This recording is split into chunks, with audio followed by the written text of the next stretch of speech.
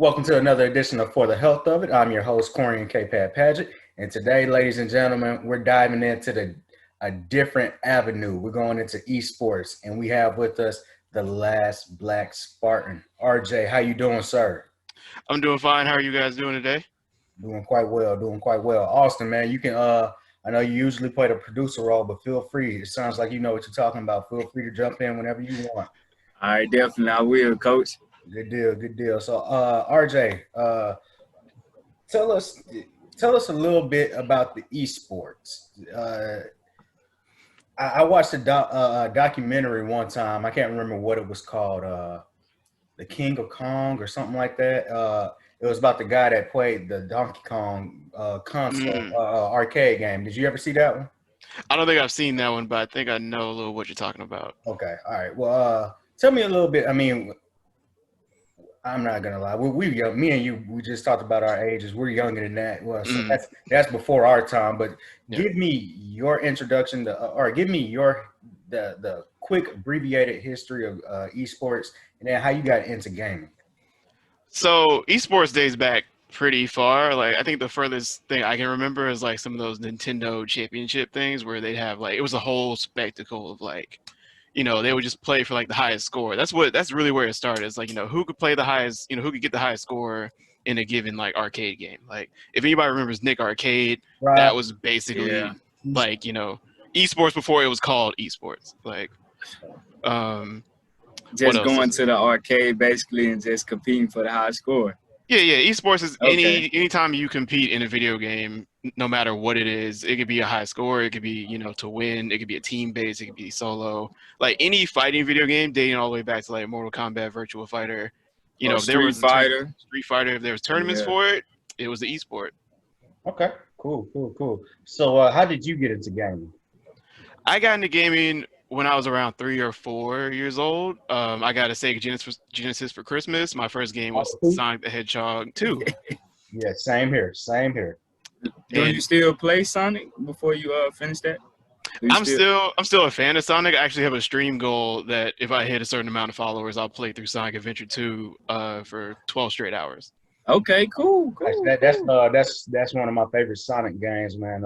Mine too. My introduction, like you said, I don't know if you have any older brothers or older siblings, but mine had the Nintendo and the Super Nintendo. So of course, when I was born in '88, we already had the regular Nintendo in the house. So I was born into it, and then but my first console of myself was also the Sonic, or was the Sega Genesis. And it was packaged with Sonic 2, like you just said.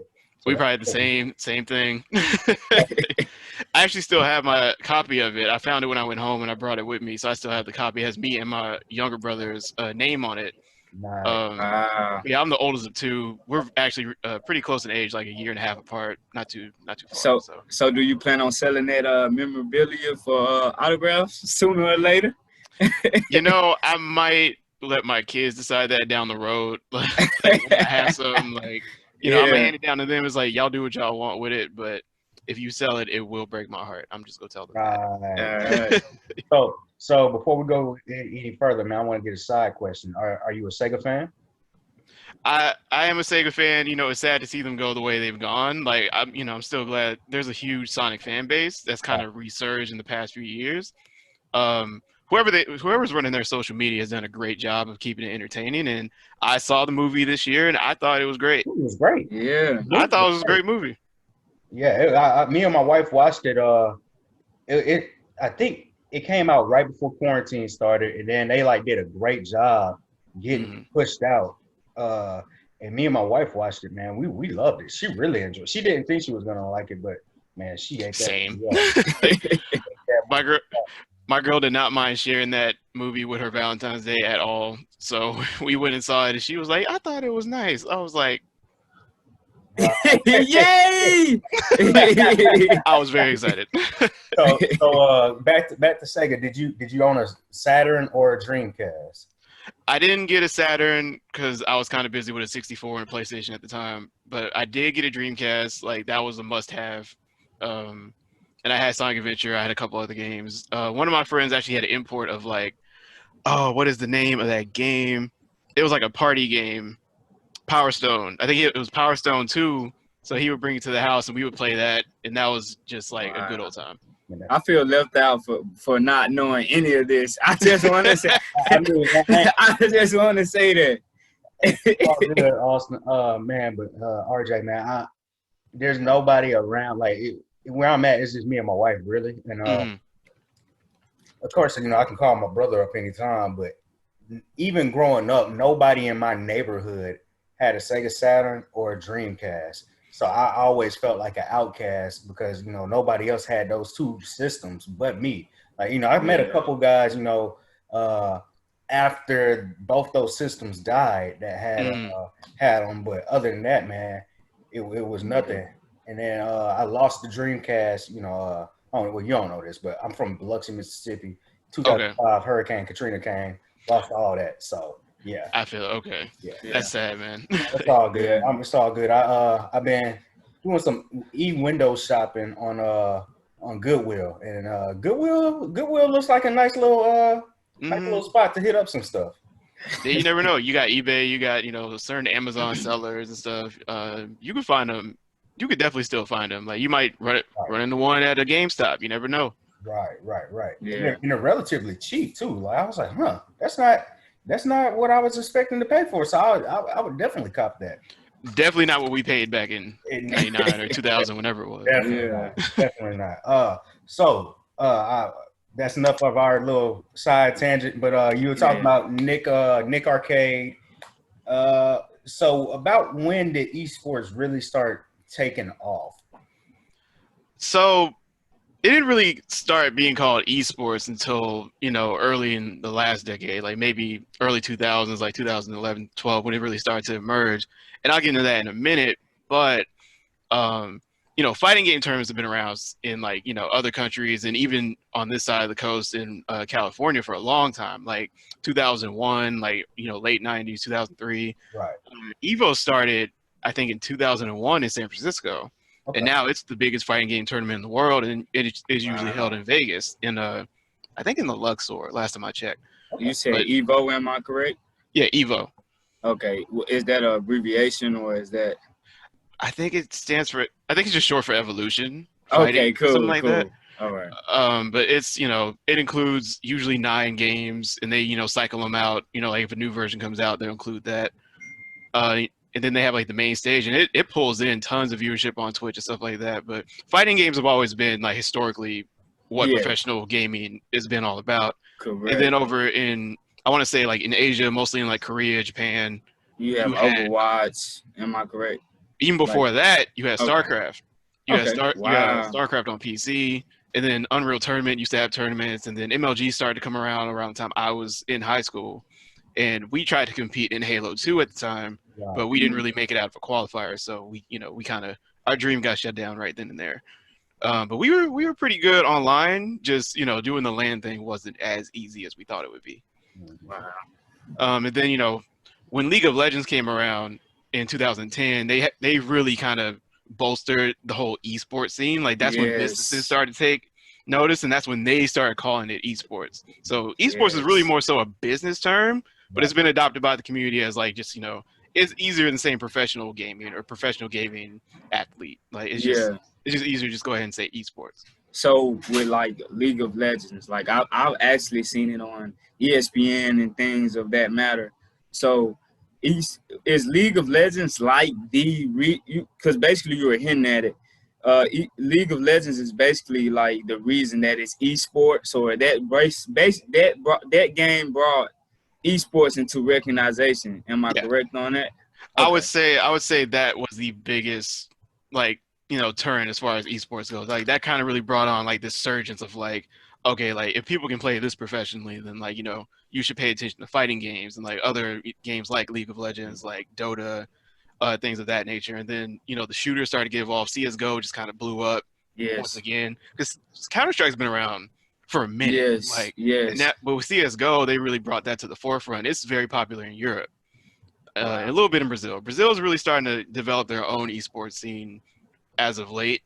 I actually get some Brazilian viewers sometimes. It's crazy, but that's really when things start to just boom out of nowhere. And that's when I really started to pay attention because I was watching Twitch at the time. Like I would just watch it at work. Yeah. Just for context, I'm a software engineer by day. Okay. So I would just, I would watch tournaments or recaps of tournaments and just, it's a good way to learn how to like, play the game at a professional level because like these guys are get paid to play the same game you play, game you play. So it's like, why wouldn't I want to learn from them and at least be better than my friend or community? Like, okay, why not? So can I reference to this with like fighting games and like Mortal Kombat and Street Fighter? Why, as you said before, that this was going on before League of Legends came into the picture? Why hadn't fighting games took on that title of esports? Why did it take another game as League of Legends to? I mean, if you can give me insight on that. I definitely can. Fighting games has always been more of a grassroots kind of like thing, and it's always a little bit more rough around the edges with fighting games. Like, people will kind of just do and say whatever. In fighting games, there's a lot of trash talk, online, offline, True. Occasionally, like, fights will break out at events and stuff like that, things would get serious. Also, just, to move into the topic for real, fighting games has probably the best diversity among all esports. Like, you'll find people from all over the place, every aspect, every walk of life in fighting games, and they'll be successful at it. Like you have Sonic Fox, for example. Fox, man, he's just this random black kid who's also a furry and also gay, and it's just like he's really set the tone for like fighting games having the biggest diversity in all of esports. Because a lot of like League of Legends, even though it set the tone, really struggles with having more people of color in the sport. Yes.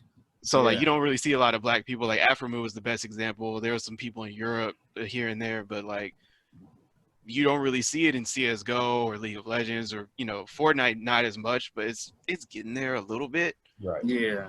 But fighting games has always been like this is the color folks are here. So maybe that's why brands shied away, just racially, or just it was a little too rough around the edges, or maybe they just the community. The FGC wasn't open to like branding at the time. They didn't really know how that would work. Gotcha. So once League of Legends kind of opened the door for brands to get involved, that's when fighting games kind of started to resurge. And now you have stuff like Evo Japan, like Capcom has their own circuits and stuff like that, Smash Brothers and stuff. So is Sonic Fox not on social media? Because I did a quick search. I didn't go deep into it, but it was hard to find him. Last time I checked, he was usually pretty active on Twitter. I'm not really sure about Instagram, but he did have to switch teams. His team kind of Echo Fox kind of disbanded after the whole Rick Fox fiasco. What happened with that? Because I was, I'm not following real hard, but when I saw Rick Fox had his own team, I'm a Laker guy. I'm like, okay, that's Rick Fox, man. Echo Fox. Right. Man. So if you know anything about that Echo Fox situation, can you tell us about that?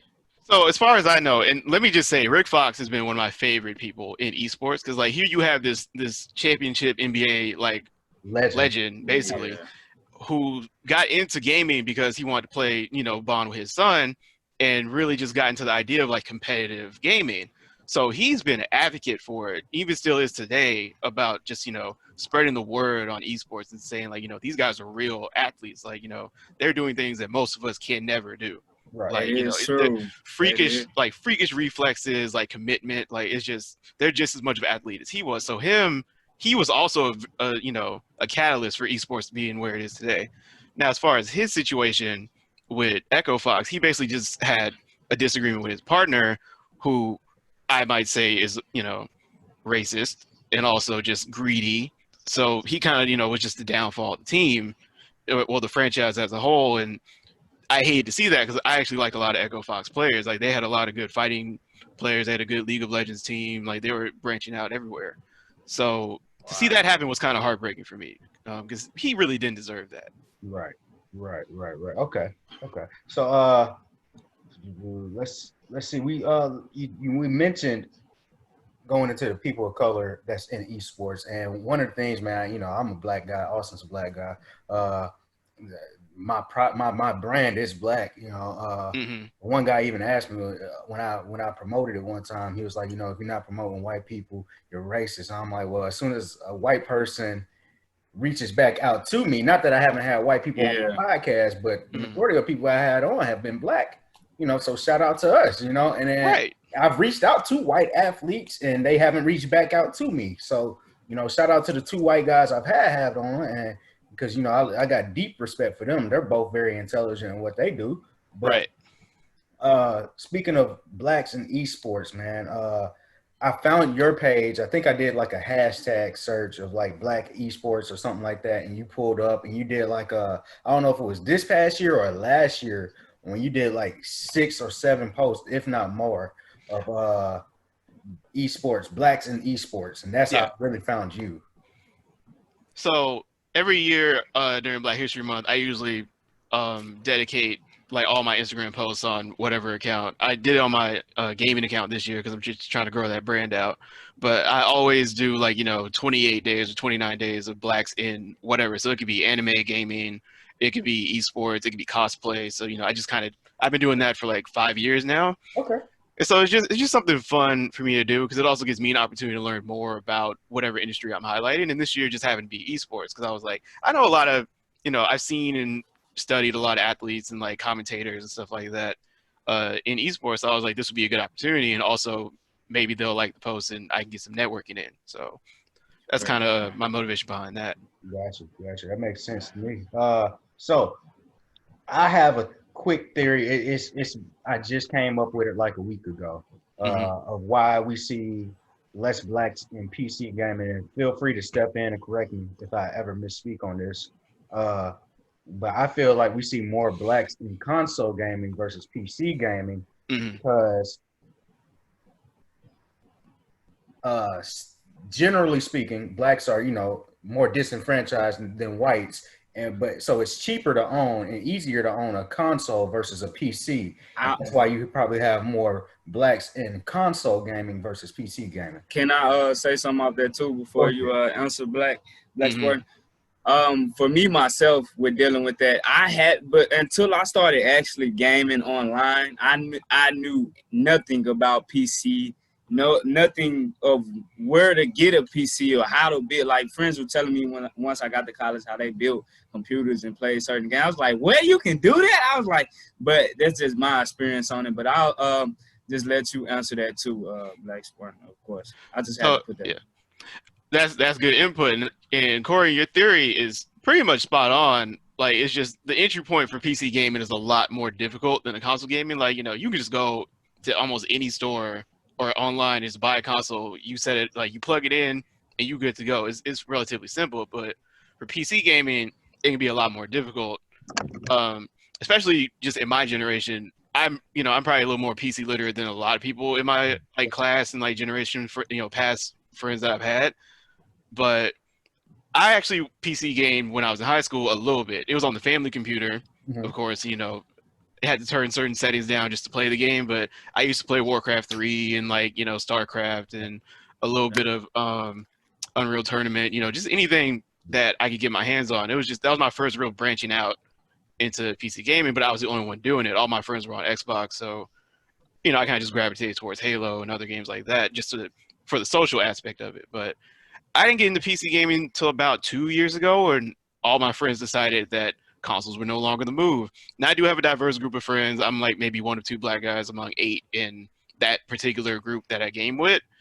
But they really kind of ushered me into this whole PC thing. And my first build was relatively cheap for a custom build. It was about $1,200 for just the parts and everything, and that included a monitor and all that other stuff. But how long did it take you? Let me see. My friend really walked me through everything and like, helped me pick out the parts and everything. It was about a month or 2 of a process because they were really just tired of me playing League of Legends on a MacBook. Was it Alienware? Huh? Was it Alienware? No, it was built like we bought the case, we bought the motherboard, we bought the CPU, the GPU, all that was like, picked out hand by hand online. I ordered all the parts. Sent it to my friend. He built it and then shipped it to me when I lived in Atlanta. Nice. And that was my first gaming PC. This time around, I did a lot of the picking myself because I kind of knew what I was doing, and it was a much more expensive build because I was like, I want to stream. I want to, I don't want to have no issues at least for 2-3 years with streaming and playing like high quality games. So roughly how much did this one cost you to do? I want to say $2,500. Okay. It So, okay. I was gonna ask you also, was it like winning a championship when you built that thing? Man, it was like when it was done and it was running and I played my first game on it, I was in love with this thing. I was like, oh, this is what I deserve. This is what I always wanted. But I will say that Cool. the PC market is starting to open up a little bit. Now, it's crazy what the story I heard about Nipsey Hussle and how Yeah. he built a computer from the ground up, which is parts he would find in the trash outside the tech stores or like whatever he could get off the street. He built that when he was like way younger than I was when I built my first one. So it's just like, it's possible, but he was just more motivated to do that just to learn about technology. You can find, cheaper parts. You can find cheap pre-builds. There's nothing wrong with a pre-built computer. A lot of them come with just what you need to run simple games like Fortnite, League of Legends. You can run that on anything. Right. Like, honestly, truly. And those are some of the biggest esports in the world right now. So, like, people are just, like, learning about it. I think just lack of information is also a factor that, people didn't realize that you could play these games on, like, the family PC if you really wanted to. Right. Like, if you want optimal experience, of course, you want to build something like me, but that shouldn't stop you from exploring the options of, buying a pre-built, learning more about it, and then maybe building your own after a couple of those. Right. So it's funny because, man, you sound a lot like my older brother, and like he like I said, he got into gaming, and I was telling my wife the story the other day, man. I didn't tell her how he bought his PlayStation. His first job was at a casino down in Biloxi called the Owl Capri. And it was a little summer job you can get like before, like working through the Boys and Girls Club. So that's how he bought his first PlayStation from the Toys R Us. And then, 6-7 years later, whenever the PlayStation 2 comes out, this joker is working on base at a place called the BX or the Exchange or whatever. And I remember he told me like a week or two in advance, he was like, hey, on this day, I'm buying a PlayStation 2. And it was like the drop weekend or the week after or something. Yeah. This joker rode his bike from on base and back with the PlayStation 2. Like he rode out there with what, $200-$300, goes and get the PlayStation 2, rides all the way back to our house in Austin. That just to give you a sense of perspective, it's like riding from Jim Hill to past Hughes Field, right? It's that far. That's really kind of cutting it short. I mean, Jim Hill to Hughes is not too far away, right? But this is far. Spark. I don't know how to give you a reference range, but you said Austin. You said Austin, right? Yeah, it was about 2 or 3 miles, maybe. That's what you're trying to say, Coach? Yeah, it was easily 5 miles. Wow. Easily 5 miles from where we were. And he rode it. And I remember we didn't have no good bikes. I think so he got pretty lucky. And I remember one of the first games we played on there was Grand Theft Auto 3. I'm in the 7th grade. He's a senior in high school at this time. And we're in a lower income neighborhood, all single mom. She has no idea why there's like 10 people in my brother's room and all of us are taking like a 5-minute turn on this GTA. Man, that was one of the dopest experiences. And then man, taking turns. Right. Hey, imagine, Coach, you said you was a 7th grader and your brother was in high school. You asked, can I play the game? Can I play the game? Like, well, I just literally hopped in next, man, because like there was like 10 of us in there, and man, it was a fun experience. And then this joker, man, he really, I don't want to take it from your time, Spartan, because we're gonna get you back on. But he tried to mod his PS2, broke it. His girlfriend at the time was so in love with him. He ended up marrying her. And so she was so in love with him, gave him her PS2, and he modded that one correctly. Wow. So she must have really loved him, because I wouldn't have did it. Love lost. No way in the world, but from there he got into building his own PC and all that stuff, like you said, man. So yeah, go ahead. So Spartan, since we talked about coach side of remembering games and consoles of that matter. Yeah, go for it. Let me get into you. Like, what was some of your fondest memories of just playing a game as a growing up and things of that matter? If you had like an older brother or something. So, like I said, I'm the oldest of two, and me Okay. and my brother were basically like twins at the most. We were only a year and a half apart. So we had to share everything for years. Like for years, we had to share the console, It was taking plenty turns. of fights. It was plenty of fights, over who could play the single player games, over winning at the.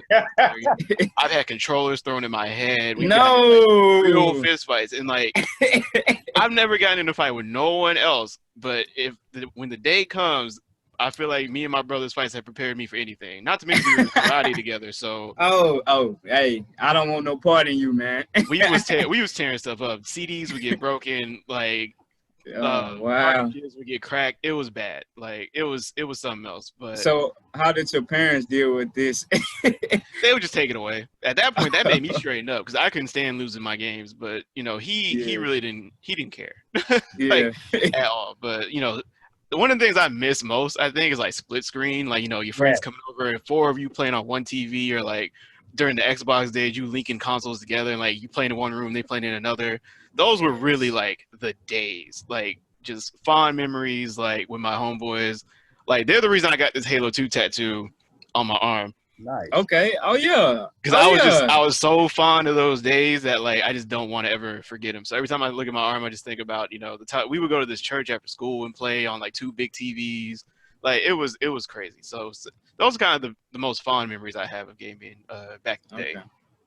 Wow. Okay, that's cool. I'm transferring back to you, Coach.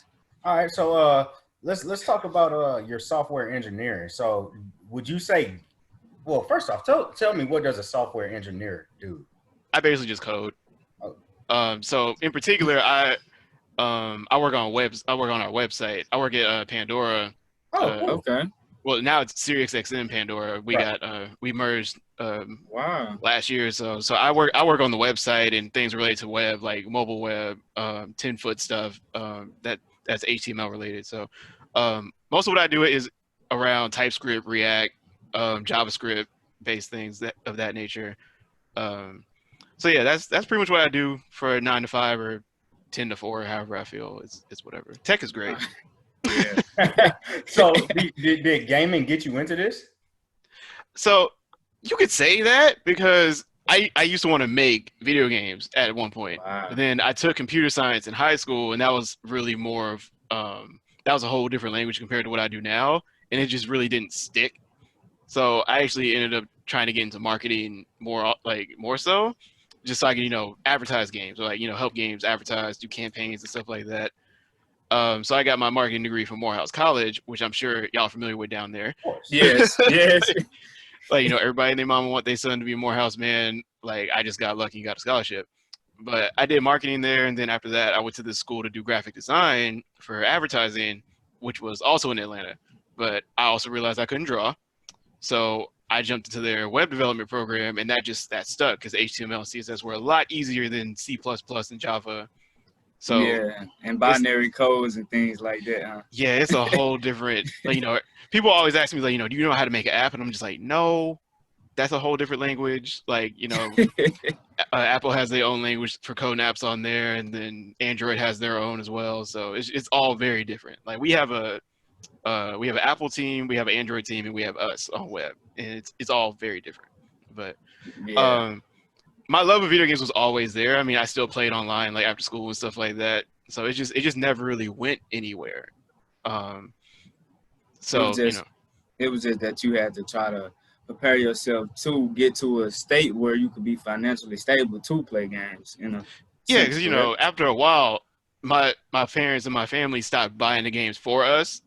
So we usually had to wait around till Christmas or birthdays to get the gifts. Luckily, me and my brother's birthdays and Christmas were all spread out pretty well. So, we'd have new games like year round just as gifts, or whatever little money we would get for our birthday, we'd buy a game or a console. So, I knew that if I wanted to keep my passion going, I had to get into a career that paid. Right. Yeah.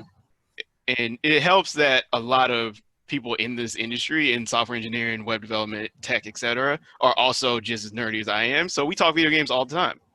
So, Oh, yeah. a lot of times that'll get you in the door for a job interview or get you in the door for a job in tech because everybody and their mama is a gamer. So Yeah, I mean, that's how I feel that anybody technological wise got into anything with technology is because of games, playing them as an early child. It just builds up. And then you're like, hey, I really love this. I want to get into this or that graphic design or that matter. It all started to me.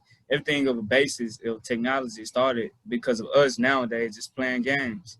Yeah, gaming used to be so taboo. Like, if you were a gamer, you were a nerd, like you were outcast, like, Corian was saying. Now it's like, it's pop culture. Like, there are rappers, celebrities, actors, that play games openly and like really just super open about watching anime and all sorts of other nerdy stuff, playing card games, playing board games. Like, so go ahead, Ghost. I'm sorry, but you mentioned that, and my brother, man, like I said, he's 5 years. He was 5 grades ahead of me. He's 4 years older than me. Okay. This Joker, man, will watch like Super Sentai from like a year or two before it comes to America. For the folks that don't know, Super Sentai is the stock footage for Power Rangers. So he'll watch like the Japanese version of Power Rangers a year or two before it comes over here. And I remember, people used to try to pick on me about my brother watching Power Rangers. And I'm like, well, he's 5 years older than me, y'all. Like, and he's a grown man at this point. I'm in 8th grade. He's out of high school. Like, he can do what he wants.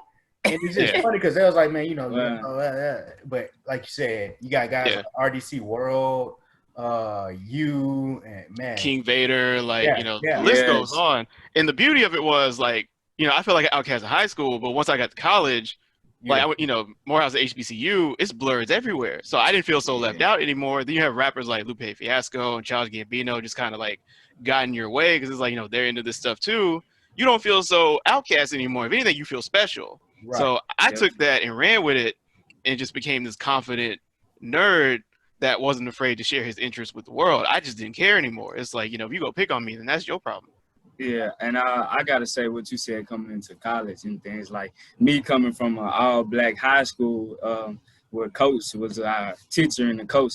Anime was a whole new language. Like if we saw somebody that was on anime, we were like, we understand Dragon Ball Z and Naruto, but if you come with something like Black Clover or something they were like, man, what is you like? You would be clown. Like, what is this you're watching? But now you get in college, people talk about anime all the time, and I'm like, wow, like this is a whole new language. I feel like just in college by itself, you are more accepted because it's more people like you, no matter what you are or anything. So that's what I kind of had to say about that from coming to college to from high school to college. So What college are you at now?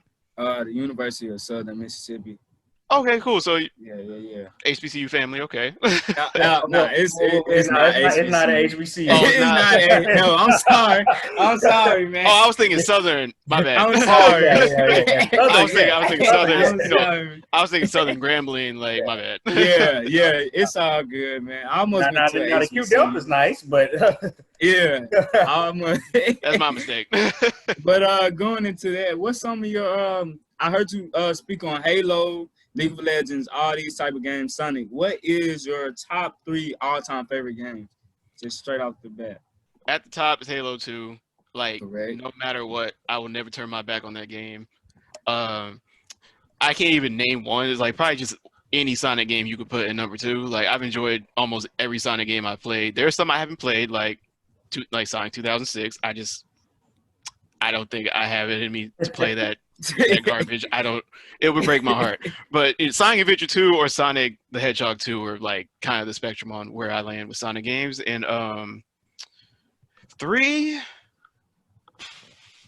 I want to say 3 is always a little tough, but like, the Final Fantasy series is like one of my favorites as well. Like it's somewhere between 10 and like maybe 14 is like the MMO version where you play online with a whole bunch of other people. I really enjoy that story. Like that's probably my favorite story-based game, I would say. Okay, cool. So just to recap it, Halo 2, Sonic, Final Fantasy. Got you. So we saw like lately the new game around town is Among Us. So have you been playing Among Us like that, or you got some clips out there or something that I can watch on that, man? I want to see you in action. I played a little bit of Among Us with some other streamers that I know. Like I'll hop in their lobbies or whatever and play with them. I did put a clip on my Instagram not too long ago. I think it was last week or the week before. And I got some other stuff coming in my YouTube recap for the month. Okay. Yeah, go ahead and shout out all your yeah. Oh, for the most part, YouTube and Twitch is LastBlackSpartan, spelled the way it is on Zoom. Twitter is LastBLK Spartan because it wouldn't fit. And someone has my name on Instagram, so it's LastBlackSpartan7 on Instagram. All right. And I'll send you a link after if you want to you want to share with anybody. Like, you know, I'm out here trying to grow. Definitely. You got something, Coach? Nah, man. Well, we just gonna wrap it up. We're running short on time, but RJ, LastBlackSpartan, man, we really appreciate you coming on. And dropping that knowledge. Yeah, definitely dropping that knowledge, man. We plan on doing a Black History special. Definitely want you to come on and represent for the eSports side and whatever else. And just software engineering, man. Keep doing what you're doing, man. You're an inspiration for all of us, man. Yeah, man, I'm glad to be a part of it. Thanks for having me. You know, always dope to see, you know, Black men doing their thing, doing their podcasts and stuff like that. You know, once it gets to a certain point, let me know. I'll see if I can get you guys in touch with Pandora, get on Pandora. You know, once we get to a good point with podcasts, we're still growing that business out a little bit. But, you know, this was great. My first podcast, really. So, you know, thanks for having me. Yeah, we're good. We're definitely going to have you on again, man. Yeah. All right. Definitely. Thank you.